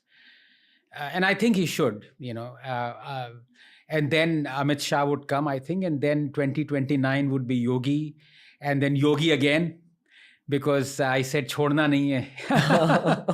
जितनी बर्नॉल की sales high करनी है, योगी जी आप कर दो. You've seen those Bernal memes, right? Yeah. Earlier it used to be just one tube. Now those articulated lorries have come with Bernal written. Then there's a new one where the chopper is spraying Bernal. So the first Yogi term would be those lorries and trains of Bernal. The next Yogi term would be those Bernal sprays. Bernal sprays.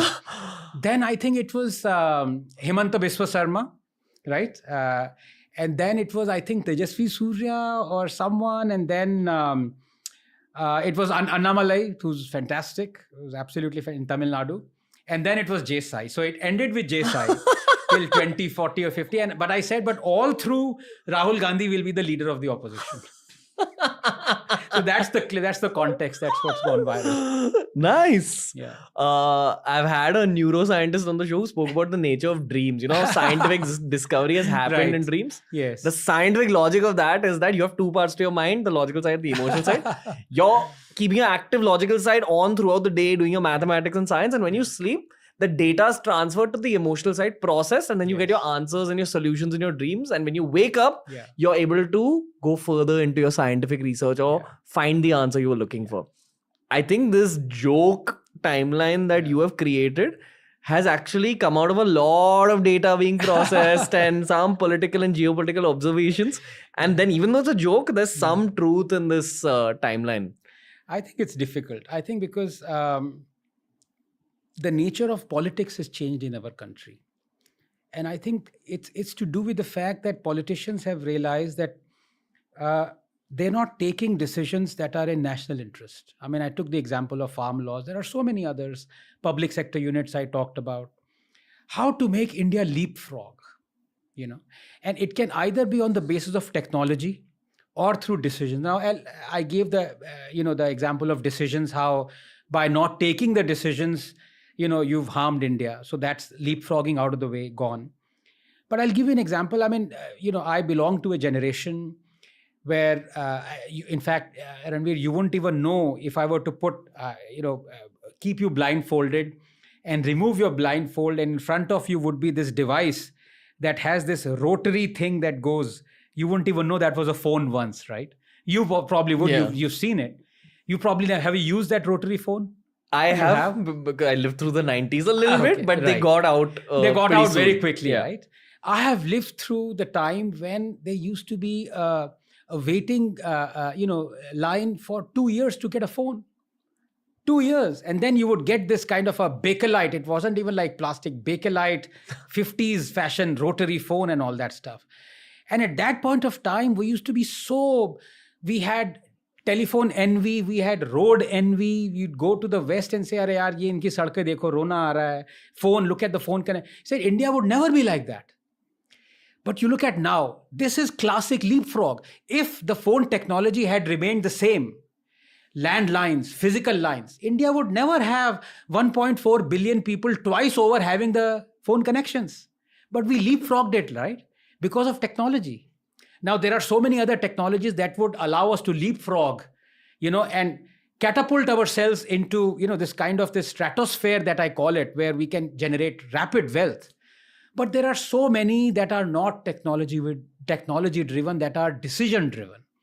River linking is one aspect. I told you 63% of our rainwater or glacial water goes into the ocean. There are places in India where, separated only by mere 500 kilometers, there is massive drought or famine, and there is floods happening. Supreme Court and committees that are for 2 decades have said we need river linking. We need to, have water scarce area, being accessible to, water areas where there is so much of flood. That is not happening on the scale it should happen. That is not technology, because technology is old. That is decision. Okay. Another intrusive thought. Yes. From the cabinet minister series I did. Yeah. The best conversation was with Rajiv Chandrasekhar. Right. It was extremely futuristic. Very, very. I don't think too many people my age even know too much about him. Yes. But what a futuristic guy. Yes. So there are, Modi cabinet has, so there are, first of all, of what he said, maximum governance, minimum government. Of course, that is another pig that is flying next to government has no business to be in business. These are the 2 promises Modi made. So I think the cabinet ministry is what, 78 or 80 ministries. That's the central government. 15 of them are exceptional. And some of them are super exceptional. Gadkari is one of them, super exceptional. But of those who are exceptional and who have a great future, Rajiv is one of them. But of course, he was a billionaire before he became a minister. The BPL or BPL TVs and telephony and all that is his creation. And he was the one who was involved in chip making. So he's an extremely knowledgeable guy. And is a wonderful person. Seeing him sitting in the PMO increased my faith in the government. Seeing that mind sitting there. Yes, but this is not, again, criticism of Rajiv. I would like to see him criticize. I know he can't do it. Criticize the government more. Because you see, there are areas where you can say, chalo yaar, isme criticism karne ka koi fayda nahi hai. Like there is Ministry of Shipping. There is Ministry of Program Implementation. There is Ministry of Statistics. There is Ministry of Coal, Steel, whatever. But, there are these niche ministries like, for example, Ministry of IT, that is, I think he's involved in. You really need him to go politics agnostic, ideology agnostic. These transcend party, politics, ideologies, even nations. Technology transcends nations. Science, you should not think of India. That is why I say our greatest, I would say, scientific contribution, India's, is not about science at all. It is about this philosophical, I don't know, for want of a better word, genius. Vasudhaiva Kutumbakam, the world is a family. Indians have been civilizationally trained to think of the world as a family. And people have started mocking it. Ki, yaar, world is a family. Apna nahi sochta, ye hai, this hai. Look, we must think of India. But we also must think of the world, because the prosperity of the world will translate into prosperity of India. And likewise, give you an example. All these bloody hotty-totty, Westerners, including America, they talk of human rights, they talk of world and world good and all that. Who reneged on Paris climate deal? It was America, right?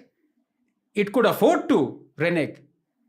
We are a proud signatory to the Paris climate, even though I know it will be so harsh on us because we are a developing economy. We need thermal power.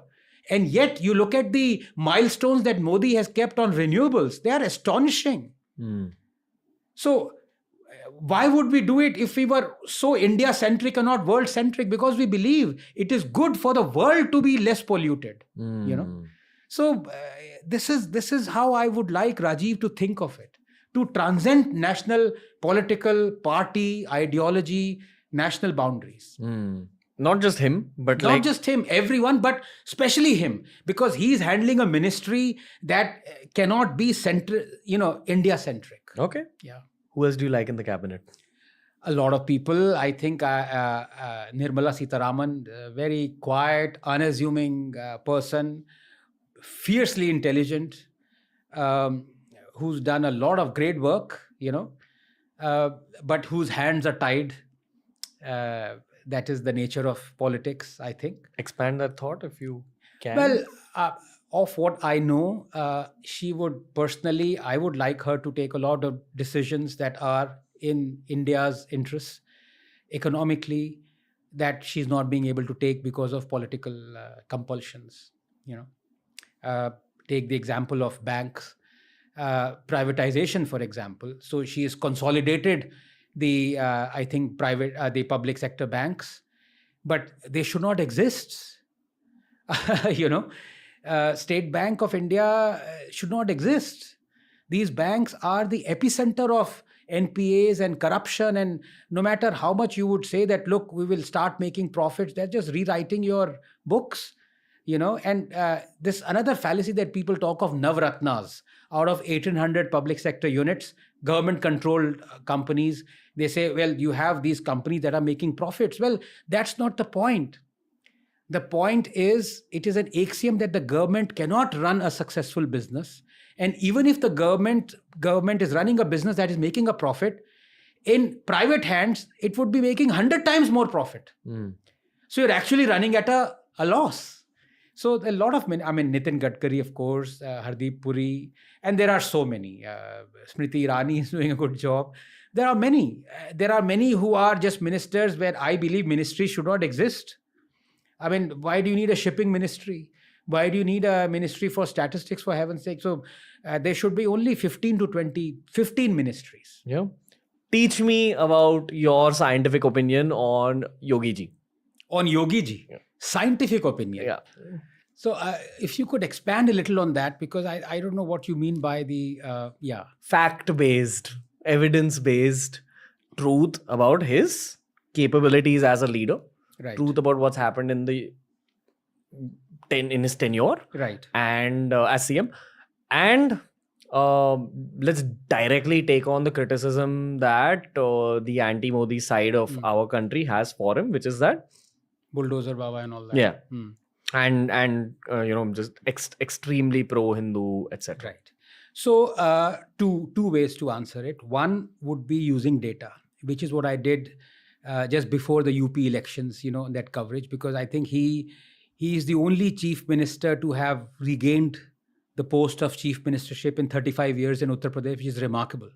The Uttar Pradesh has more population than Brazil. So he is, in fact, you can say the president of Brazil twice over, which is an incredible feat. And he wouldn't have become the chief minister again had he not delivered on development. And I talked about this during that time, and let me see if I can remember. So I gave 3 reasons why people would vote for Yogi. You look at the GDP per capita of Uttar Pradesh, what it was when Yogi took over and what it is now. And I'm talking about those 5 years. So 1 year has gone by, but you look at the number of school girls who are going to school then and you're going to school now. So you look at the prosperity, you look at the wealth, and you look at the health. So you look at the infant mortality rate. So, the quickest way to judge if a government has done well or if a person has done well is on these 3 prosperity, because health, wealth, and education. As far as the wealth is concerned, the GDP per capita was, I think, 45,000 rupees for UP. It is 60,000 now. Okay, in the 5 years after 5 years of Yogi. As far as the education is concerned, there is a 10% increase in the school girls going to school in Uttar Pradesh in those 5 years. And there is a 10-point decrease in the infant mortality rate in the 5 years that you. So he has done, and in terms of infrastructure, highways. So that's why people voted him. So if you were to go by facts, he has won the confidence of people, which is not a unremarkable feat at all. As I said, in 35 years, the only person to have become the chief minister again is just remarkable. So yes, he has done good for Uttar Pradesh. His bulldozer thing, I gave my reasons that I am against it, because there are ample High Court and Supreme Court judgments that you have to give a 15-day notice before you demolish somebody's, even if it's a criminal's house, through bulldozer. And also, you cannot have transfer of guilt. So you cannot make the family of the gangster suffer. And if you demolish the house of a gangster where his family is living, so you're making them suffer as well. So those were the reasons I gave. But then again, I mean, the courts have seen him do this. And if they haven't been able to stop him, then clearly he's doing something legal, right? Otherwise, people would have stopped him from doing it. So yes, you can object to it, as I did, whether he's doing something morally right or not. The courts have clearly ordained what he's doing is legal. So these are the two aspects of it. Okay. Yeah. In a concise manner, how would Yeah. you look back at his tenure, and is he a worthy PM candidate? Oh, he is. He's definitely a worthy PM candidate. I would like to see him junk socialism more than what he has. Okay. That is my fear. But that has been my fear with every politician. I mean, look at the Karnataka election, the kind of socialist promises that the government has made and has possibly won in a large measure because of those. Free bus tickets, free subsidized electricity, free this, free that. Now they are having to, fulfill those promises, and the exchequer will go, into a deficit by more than 100% if it does it. So that's the bane with every politician. So not just Yogi. But, the Prime Minister has to have a vision. And Modi had a vision. Modi hasn't fulfilled that vision 100%, is my grouse with Modi. Modi has balked and has retreated a lot more than what I thought he would. I mean, Modi as a state minister, chief minister, a totally different kettle of fish as a Modi as a Prime Minister, Okay. which is his criticism. He has done some remarkable, in fact, 9 years of Modi, I brought out a tweet where 9 of his most spectacular successes and 9 of his most spectacular failures.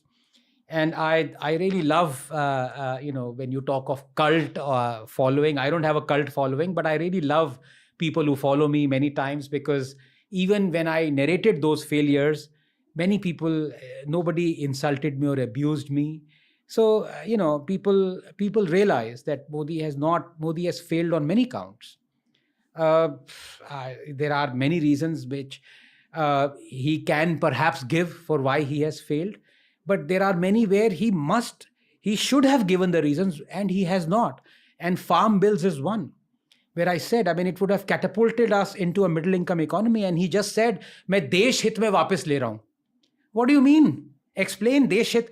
आप देश हित हटा रहे हो. जब आपने farm bills वापस लिए, फार्म बिल्स देश हित में थे यार. फार्म बिल्स का वापस लेना देश हित में नहीं है. So he didn't explain that. And the machinery went into this कि अरे खालिस्तान की वजह से ले रहा है. No, all that. So explain it, yeah. This might be a very amateur, rookie perspective. Not at all. No perspective is rookie. This might be a slightly rookie perspective.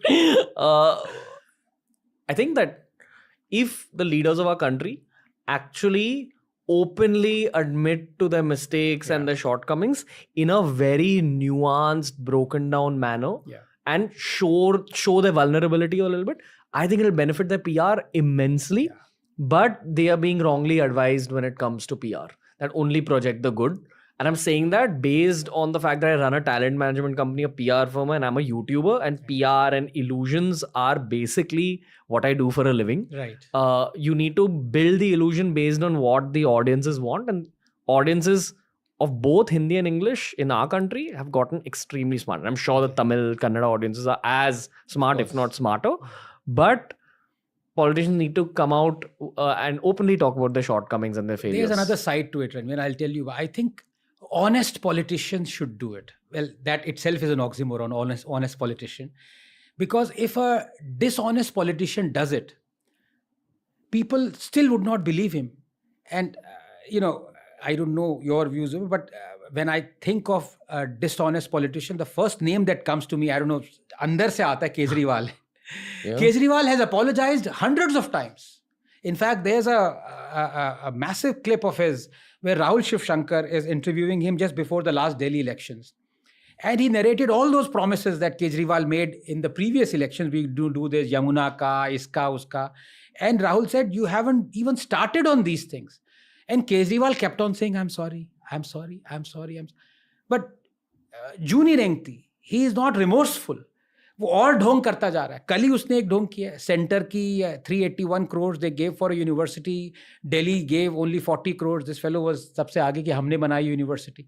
So if a politician is dishonest viscerally, then he doesn't mind apologizing. It's like a takiya thing for him. It's like a joke.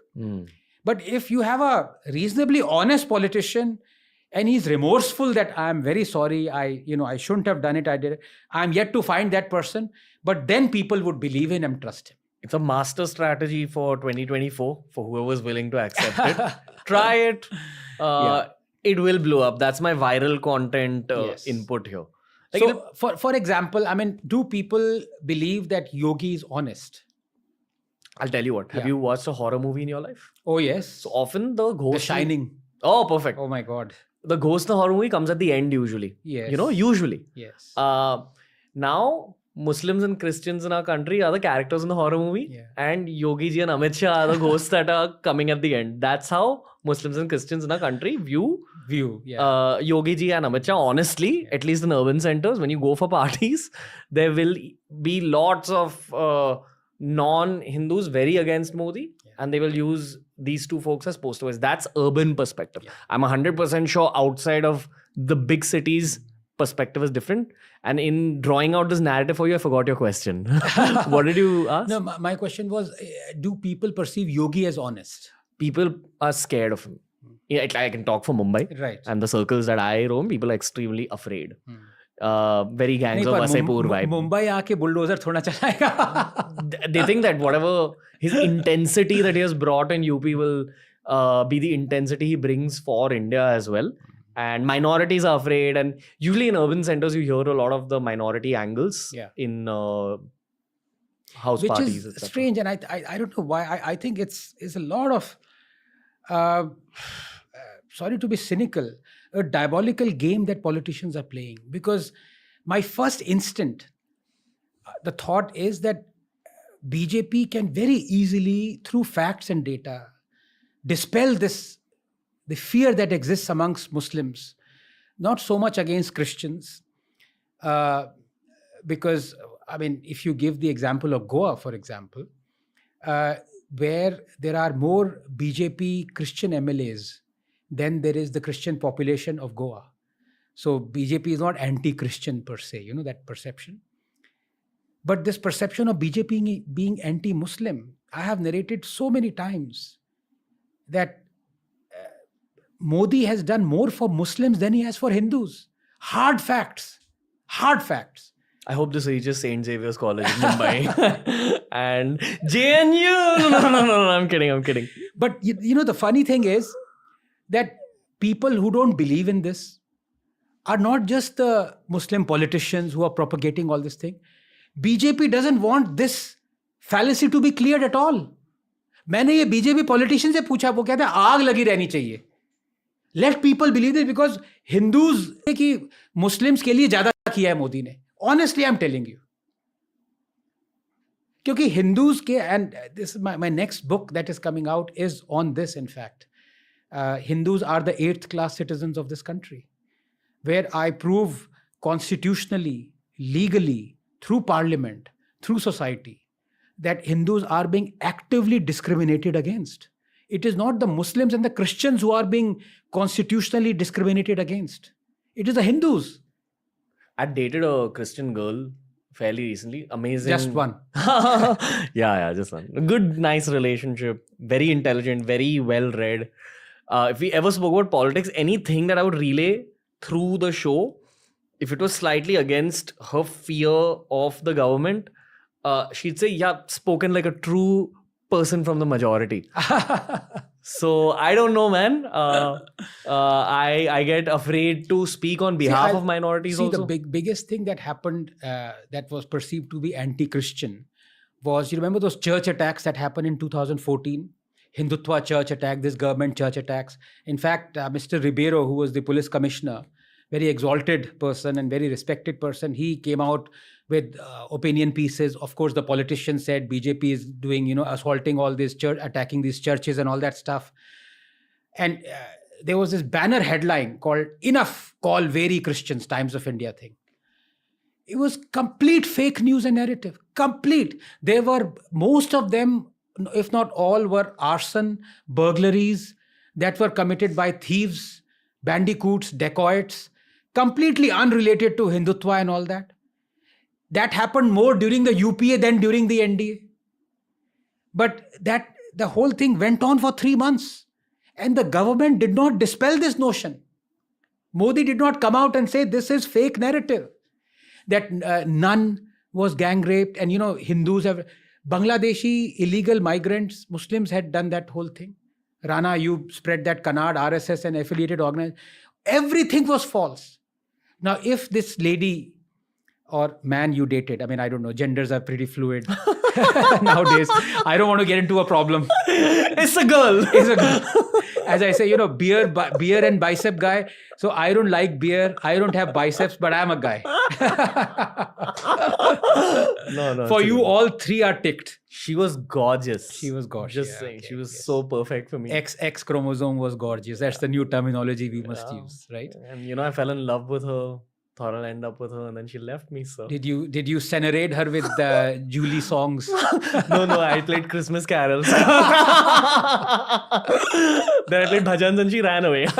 No, I'm kidding.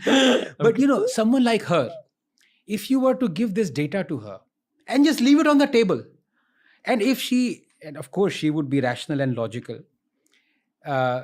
if she fell in love with you. Oh, stop it, you. If she didn't, you're totally irrational, illogical. Shame on you, Julie. She would have realized this is propaganda, But again, if the government doesn't want to dispel those fake propaganda, then why should anybody else care? That's what I'm saying. This is all a diabolical game being played. Vote bank. Yeah. We live in the age of marketing. Truly live in the age of marketing. All right. Nice end to this episode, Anand Ranganathan. So I'm primarily ending this because I want to head straight into our second conversation, which is closer to both our hearts. We talk in science, we talk in the future, Wonderful. Maybe a little geopolitics and lot of technology. So Brilliant. Let's get into it. Thank you for the first conversation, sir. Truly enjoyed it. Memorable experience. Yeah, I'm glad. Love that I get to cuss in front of you and talk to you like you're just a few years older than me. But I am, I'm like full of information right now. So am I. So really appreciate it. Thank Fantastic. you, sir. Real pleasure. Thank you so much. Okay, let's head into the part 2. Told you it's going to be a fun episode. Don't doubt Bhaiya. Bhaiya being me. My Bhaiya being Anand Ranganathan, because he's going to be back on TRS. Tell me what you thought of this particular episode. He's going to be back on the show. Tell me what you'd like for me to discuss with him the next time around. He's a dangerous man. Pretty much for himself, because he's that open with his thoughts. Fires shots very, very easily. But that's why it's fun talking to him. Because we live in an age where people are a little too guarded.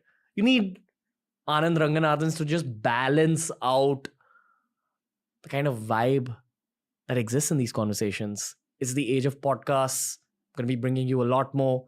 Please send in your guest recommendations, especially if you're a new viewer of the Ranveer Show and you've only discovered this show because of the political podcast we've had lately.